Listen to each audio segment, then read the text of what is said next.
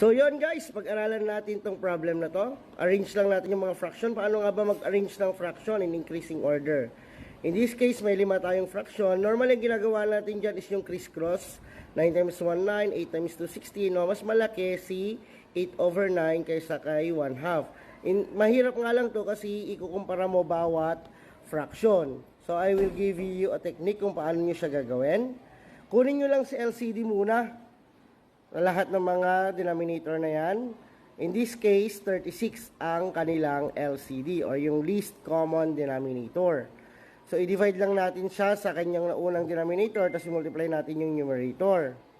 36 divided by 2 is 18 times 1, 18. 36 divided by 9 is 4 times 8, 32. 36 divided by 6 is 6 times 5, 30. 36 divided by 3, 12 times 2, 24. 36 divided by 12 is 3 times 7, 21.